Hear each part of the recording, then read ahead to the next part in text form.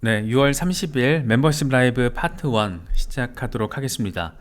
비트코인의 흐름이 일단은 괜찮은 모습을 확인해주고 있습니다. 지속적으로 3만 달러 지지를 확인해주고 있고, 동시에 3만 1000달러를 일시 돌파하는 상황이 반복적으로 이어지고 있습니다. 이 구간 매물대를 지금 소화하는 과정이라고 바라볼 수가 있는데, 다행스럽게도 여러 가지 호재들이 지금 백업을 해주면서 비트코인이 그래도 안정적인 모습을 확인해주고 있다. 여기서 조금 더 이제 치고 나가주는 게 우리로서는 조금 더 기대가 되는 포인트인데, 아직 그런 점까지, 그런 급반등의 모멘텀까지는 확인되진 않고 있지만, 그걸 가능하게끔 만들 수도 있을 법한 이 백업되는 상황들이 상당히 의미가 있다. 뭐 이 정도로 정리를 간단하게는 할 수 있을 것 같습니다. 그래서 일단 3만 1000달러를 이번에도 일시 돌파해 준 상황이고, 지금 여러 가지 차트적으로 봤을 때 여차하면 한 3만 3000달러까지 가고, 이후에 3만 8000달러까지 바라보면서 하반기 랠리 상황을 시작할 수 있지 않을까, 뭐 그런 기대감들이 조금 더 강하게 깔리고 있는 것 같습니다. 캡틴 5 같은 경우에는 오전 영상에서는 이 4시간 차트를 기준으로 페넌트 패턴, 강세 페넌트 패턴이 형성 중인데, 여기를 돌파할 경우에 33,000달러 랠리 가능하다, 뭐 이렇게 얘기를 했었는데, 지금 오후 상황에서 오후에 31,000달러를 뚫어주면서 급반등 양상, 그러니까 시원하게 지지를 받는 양상을 확인해주고 있습니다. 그래서 여기서 이제 지지를 받아준다는 것은 강세 페넌트 패턴이 완성됐다라는 의미이고, 그렇게 33,000달러 부근까지 한 10% 정도 추가적인 랠리 가능성 단기적으로 충분히 생각해 볼 수 있다, 이런 얘기를 하고 있어요. 머스타시의 경우에는 위클리 차트입니다. 위클리 차트에서 지금 어센딩 브로드닝 웨지가 포착이 되고 있는데, 형성이 되고 있는데, 여기서 지금 상단 저항이 4만 달러 부분이거든요. 그래서 여기까지 리테스트를 저항 돌파 리테스트를 해준다라면, 그 다음에 물론 조정을 받겠지만 이후부터 추가적인 랠리 가능성을 기대해 볼 수 있다, 뭐 이런 얘기를 하고 있습니다. 그래서 지금 일단 흐름 자체가 잘 가고 있죠. 돌파 시도하고 저항을 물론 계속 확인하고 있지만, 계속 안정적으로 매물대 소화를 하고 있는 과정들이 이렇게 눈으로 확인되고 있기 때문에, 이런 부분들도 주간 차트예요. 주간 차트를 통해서 좀 참고하시면 될 것 같습니다. 렉트 캐피탈 같은 경우에는 딱 이제 월간 종가를 바라볼 수 있는 그 시점에 맞춰서 월간 차트를 기준으로 이야기를 하고 있습니다. 그래서 3개월 동안, 지난 석 달 동안 이 저항으로 자리를 해왔던 이 지지라인, 3만 달러 라인이 지금 잘 지지 구간으로 확인이 되고 있어, 포착이 되고 있어. 그래서 결과적으로는 29,000달러 저항 라인이 석 달 동안 저항이 확인됐었던 그 라인이 이제 6월 들어서 이 위에서, 그러니까 지금 현재 수준에서 6월 종가 마감을 해준다라면, 일단 7월부터는 33,000달러까지 바라볼 수 있고, 이후에 35,000달러까지 열려 있다. 그리고 나서 여기까지 뚫어주면 열려 있어요. 45,000달러까지 좀 바라볼 수 있는 상황이에요. 그래서 단기적으로 33,000달러, 이후에 35,000달러, 그리고 나서 4만 달러, 이어서 48,000달러. 굉장히 조금 월간으로 봤을 때는 지금 흐름 자체가 꽤 의미 있다. 지금 올해 들어서 많이 올랐죠. 올해 들어서 상당히 많이 올랐습니다. 그래서 지금 비트코인이 한 달 정도, 한 달에서 두 달 사이 좀 조정받는 양상을 확인을 해줬지만, 결과적으로 연초 대비, 그러니까 작년일 때 연말 상황이 워낙, 이거 보고 있으면 참 또 어마무시했습니다. 어마무시했고, 이 뽀글이 생각도 나고, 아무튼 뭐 그런데 연초로 접어들어 주면서 참 많이 반등을 해줬어요. 그래서 지금 거의 2배 수준으로, 작년 하반기 저점 대비 2배 수준으로 반등을 해줬기 때문에, 조금만 더 시간을 넓혀보면 흐름 괜찮다, 뭐 이런 부분들을 우리가 느낄 수가 있는 것 같아요. 마이클 반데포페 같은 경우에는 거의 뭐 3만 1000달러는 시간 문제다, 뭐 요 정도 얘기를 했어요. 그러고 나서 이거 분석 올린 지 얼마 안 돼서 바로 또 3만 1000달러 일시적으로 돌파를 해줬거든요. 그래서 차트 흐름 자체가 지금 괜찮다는 얘기를 하고 있는 겁니다. 3만 250달러 부분이 롱 포지션 잡기 굉장히 옵티멀해, 아주 좋은 자리인 것 같아. 그런데 다른 한편으로는 물론 29,500달러까지 한번 조정이 갈 수도 있겠지만, 어쨌든 중요한 거는 상방향 트렌드 라인이 지금 유지되고 있다. 그래서 조정 양상에서도 불구하고, 조정 상황을 보이고 있는데도 불구하고 상방향 트렌드를 확인해주고 있기 때문에 31,000달러, 글쎄 이건 시간 문제인 것 같은데 라고 상당히 긍정적인 부분으로 전망을 하고 있습니다. 이 분석 나오자마자 얼마 안 돼서 31,000달러를 일시 돌파해 줬고, 이걸 또 얼마나 조금 안정적으로 이제 31,000달러를 뚫어주느냐에 따라서 단기적으로 33,000달러, 그리고 7월에는 한 35,000달러 부분까지 시원하게 조금 나아가는 상황 우리가 좀 생각해 볼 수 있지 않을까, 뭐 그런 생각이 요즘에 좀 많이 드는 것 같아요. 어쨌든 이런 긍정적인 분위기의 시작점은 블랙록이었습니다. 블랙록이 정말 전격적으로 비트코인 현물 ETF를 승인 신청을 하면서 어쩌면 이번에는 미국에서 비트코인 현물 ETF가 진짜로 승인될 가능성 충분히 생각해 볼 수 있을 것 같다, 이런 전망들이 굉장히 지금 힘을 받고 있죠. 가장 SEC가 우려했던 부분들에 대한 장치를 블랙록이 정교하게, 아주 예민하게, 영특하게 설정을 해서 신청을 하다 보니까 이후에 줄줄이 지금 비트코인 현물 ETF 승인 신청이 이어지고 있는데, 이번에 피델리티가 신청을 했습니다. 사실 피델리티는 2021년에 이미 비트코인 ETF를 신청을 했었죠. 현물 ETF를. 그런데 까였죠. 작년 1월에 까였었고, 그러고 나서 이번에 재승인 신청을 한 건데, 이번에 와이스 비트코인 트러스트라는 이름의 비트코인 현물 ETF, 여기다가 안전장치를 마련해 놨다라는 겁니다. 어떤 안전장치? 감신을 넣은 거잖아요. 블랙록이 나스닥으로 했던 것처럼 이런 것들, 장치들을 마련해서 지금 미국의 레거시 금융기관들이 계속해서 지금 한 2주 사이에 꽤 많이 들어왔잖아요. 그래서 무엇보다 블랙록이 지금까지 승인 신청한 ETF 건수가 576건인데 그 중에 575건이 승인이 됐다라는 거잖아요. 그래서 블랙록이 ETF 승인 신청을 했을 때 승인될 확률이 99.8%이다 보니까 지금 블랙록은 충분히 이미 안전장치, 그러니까 SEC가 우려한다라고 지목될 만한 부분들에 대해서 다 그 우려를 불식시킬 수 있는 장치들을 마련을 했다. 그렇기 때문에 이번에는 승인 가능성이 높다, 요런 지금 기대감을 더 강하게 만들어 주는 겁니다. 그래서 데이터 공유를 하게 되면서 이 감시 계약을 우리는 나스닥과 체결을 하겠다. 그래서 이 시세 조작 가능성을 전면 차단하겠다. 우리가 시세 조작을 하려고 해도 나스닥이 감시를 하니까 그러려고 해도 할 수가 없어. 그러니까 걱정 안 해도 돼. 투자자 보호 완전히 돼. 그러니까 SEC 니네 지금 선물 비트코인 ETF는 승인했잖아. 거기다가 레버리지 2배 ETF 선물 상품까지 승인을 했잖아. 니들이 지금 가장 걱정하는 거는 그 데이터를 감시를 못해서 시장 조작 우려를 지금 감시를 하는 거잖아. 걱정을 하는 거잖아. 이거 지금 나스닥이 할 거야. 그러니까 걱정하지 말고 승인해줘 라는 게 지금 블랙록의 주장이죠, 이번에.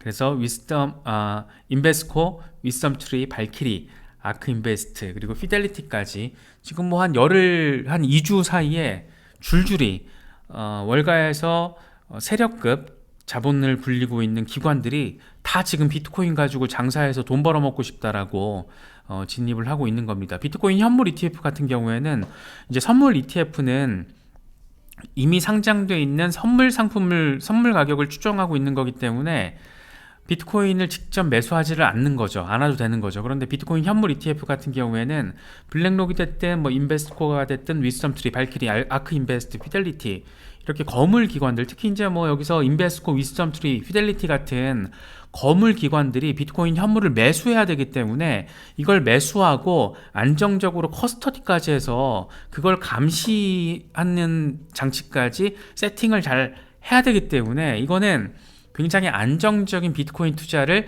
가능하게 만들어주는 굉장히 큰 문이 되는 겁니다. 그래서 당연히 기관들이 매수를 해야 되기 때문에, 현물 매수를 해야 되기 때문에 비트코인에 대한 매수세에 불을 당기게 되지 않을까, 그런 기대감을 지금 안기고 있는 거죠. 물론 이게 예를 들어서 블랙록의 비트코인 현물 ETF가 실제로 승인이 된다라고 그 즉각적으로 갑자기 막 비트코인이 10만 달러 가고 이러진 않겠죠. 이미 기관들은 비트코인의 시장 가격에 영향을 주지 않으면서 매집을 하는 알고리즘을 구축해 놨다. 이거는 거의 뭐 그냥 기정사실로 알려져 있는 팩트로 바라보시면 될 것 같아요. 2021년도 강세장을 개인들이 주도했다라고 하잖아요. 그런데 기관들이 가만히 있었냐? 그거 아닐 거란 말이에요. 기관들도 매집을 했지만 시장 가격에 영향을 주지 않으면서 아주 교묘하게 매집을 하는 그런 알고리즘을 이미 형성을 해놨기 때문에 이런 뭐 블랙록이나 피델리티가 비트코인 현물 ETF 승인을 받고 실제로 비트코인 현물을 매수하더라도 매집을 하더라도 시장 가격을 막 즉각적으로 막 어마어마하게 갑자기 막 무슨 뭐 잡코인 뭐 이런 이 밈코인들 1000% 폭등하듯이 하루 사이에 그렇지는 않을 거라는 거예요. 물론 동의합니다. 동의하지만 어쨌든 기관들이 더 큰 돈을 벌기 위해서 비트코인 현물을 매수하는 거기 때문에 우리가 흔히 말하는 비트코인 10만 달러 목표 지점, 다음 비트코인 반감기를 통해서 기대하는 가격대가 6만 9천 달러 정고점을 돌파해서 나아가서 10만 달러까지 내다보는 그런 전망에 더 힘을 실어주는 게, 이런 완전히 돈에 환장한 돈귀신들이 월가를 지배하는 세력들이 이미 비트코인을 이렇게 채택하고 있다는 거. 그러니까 지금 이런 흐름들은 비트코인 어답션의 관점에서 바라보면 아주 상당히 많이 의미가 큰 거죠.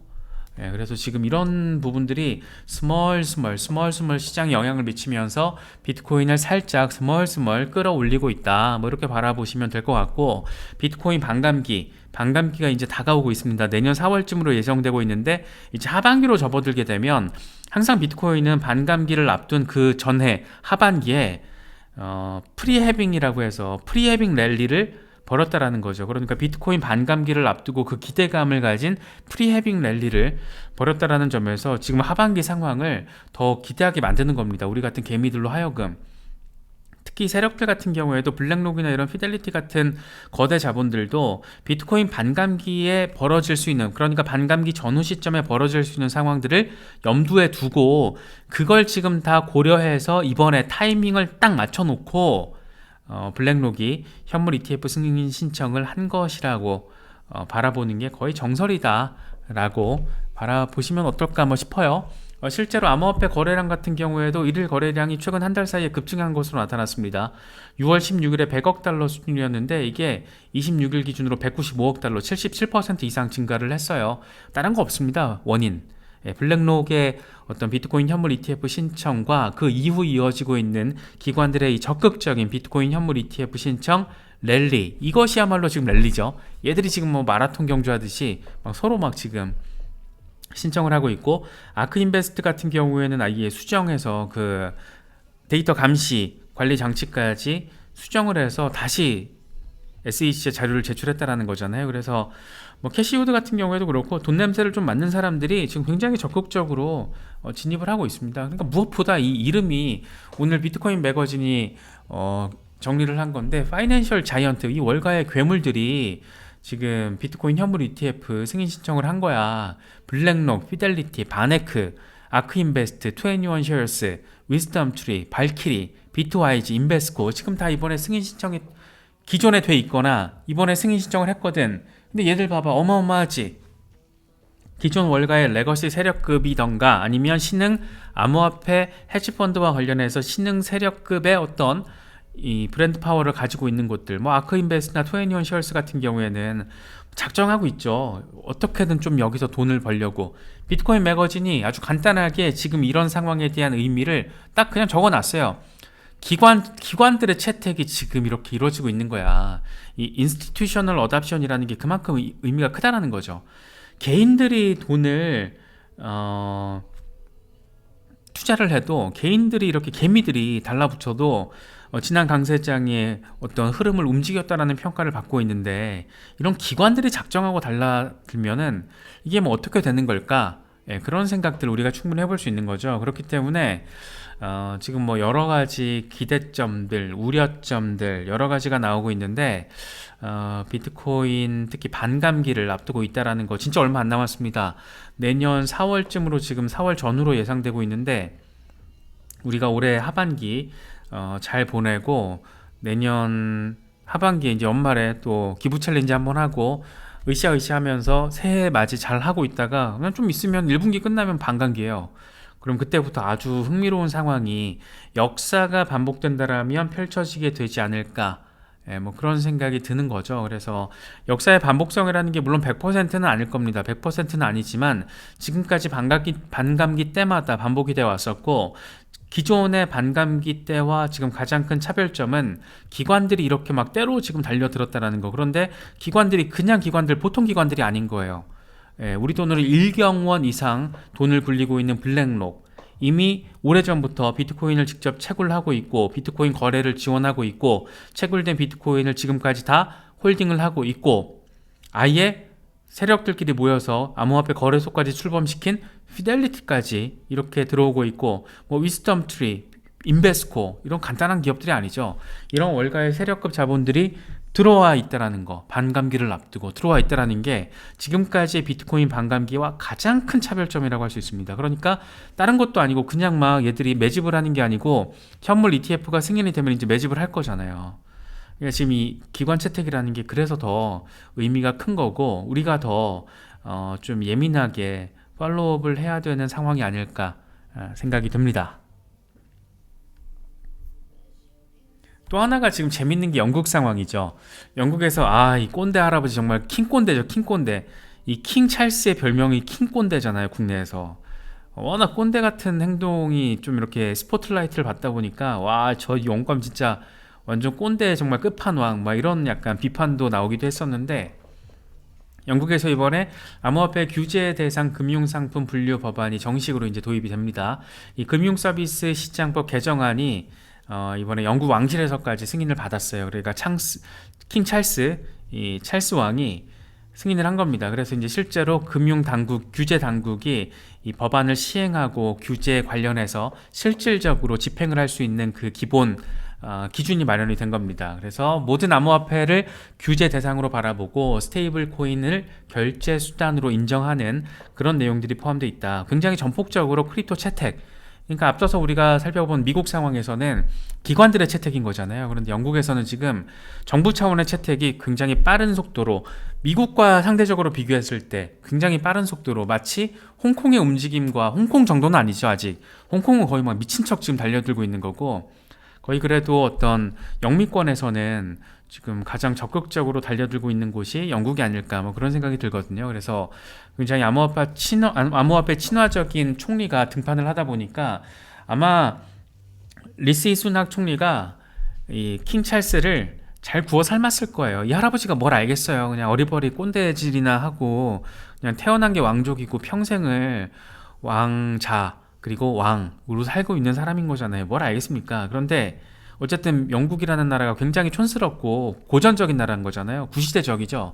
여전히 아무것도 모르는 왕실의 이런 승인을 명목상으로라도 받아야 되고 그런데 찰스 왕이 흔쾌히 지금 리시 수낙 총리의 어떤 이런 리시 수낙 정부의 이런 추진을 오케이를 한 겁니다. 가는 거죠. 그렇게 해서 정부가 더 많은 돈을 세금으로 걷고 그래야 왕실 세수도 확보가 되는 거고 여러 가지 지금 뭐 영국 정부나 영국 왕실이나 뭐 고민하는 지점들이 많을 겁니다. 그래서 어쨌든 왕실의 동의까지 완료가 됐고 특히나 이제 영국 중앙은행, 영란은행 같은 경우에는 CBDC와 관련해서도 굉장히 적극적으로 지금 움직이고 있고 특히나 이제 우리 입장에선 리플과 연관성이 짙다 보니까 조금 더 관심이 가고 있는데 사실 리플 같은 경우에는 만약이라도 리플 소송이 미국에서 잘못된다라면 갈 데 많은 것 같아요. 지금 뭐 영국으로 가도 될 것 같고 영국뿐만 아니고 뭐 지금 리플 움직인다라고 하면 환호할 나라들이 지금 한두 곳은 아니죠. 적어도 지금 딱 얼핏 떠오르는 게 서너 곳은 되는데 네, 어쨌든 영국도 후보군 가운데 하나가 될 수 있다. 특히 강력한 후보군이 될 수 있다. 뭐 이렇게 지금 생각을 해볼 수 있을 것 같아요. 그래서 영국의 어떤 움직임, 전통적인 금융, 트레디셔널 어떤 파이낸셜 시스템과 관련해서 가장 고전적인 전통 금융의 강자, 이 영국이었잖아요, 한때. 그런데 지금 대영제국의 어떤 그런 영화는 다 저 뒤로 물러갔고 지금 영국도 거의 뭐 망할 수도 있어요. 영국도 막 상황이 지금 너무 안 좋잖아요. 특히 이제 유로존에서 나온 이후에 각자 도생을 해줘야 되는데 이게 간단치가 않은 겁니다. 여기에 지금 인플레이션까지 덮치고 여러 가지로 과거의 어떤 영화를 누리기에는 어떤 이런 돌파구 마련이 안 되고 있는데 그걸 지금 블록체인 기반으로 가져가려고 하는 거, 그러니까 혁신 산업을 끌어안으려고 하는 거, 그런 모습들이 영국에서 강력하게 포착되고 있다. 이런 부분들 참고하시면 좋을 것 같습니다. 네, 이런 기사도 나왔더라고요. 코인텔레그래프 기사인데 아프리카에서 지금 암호화폐가 생명줄 역할을 한다는 거예요. 그래서 현지 암호화폐 거래소 옐로카드 CEO가 이런 말을 해요. 이 블록체인 기술이 아프리카의 초인플레이션과 부패, 이런 민생과 관련된 밀접히 관련된 문제들을 해결을 하고 있다. 그러니까 블록체인 시스템이 가지고 있는 이런 투명성, 투명성이 사람들로 하여금 신뢰를 하게 만든다. 그래서 지금 뭐 카르다노 에이다 프로젝트도 그렇고 아주 많은 다양한 프로젝트들이 아프리카를 타겟으로 하고 있잖아요. 지금 리플 같은 경우에도 중동 아프리카 메나 지역에 엄청 공을 쏟고 있는 상황이고, 그래서 지금 어쨌든 이 시대적인 혁신과 발전의 무게추는 확실히 미국은 아니에요. 예, 그건 확실한 것 같습니다. 물론 그 중심지가 다시 뭐 메나 지역이 될지 영국 쪽, 유럽 쪽이 될지 뭐 모르겠지만 확실한 건 미국은 아니고 진짜 이런 메나, 중국 러시아 쪽이 되겠죠. 거기 이제 인도 엮여 있고 아니면 영국 중심의 어떤 유럽 시장 이런 상황인 건데, 확실히 미국은 아니고 확실히 흥미진진하게 흘러가고 있는 그 과도기에 우리가 지금 이 시장에 들어와 있다. 이건 맞는 것 같습니다. 네.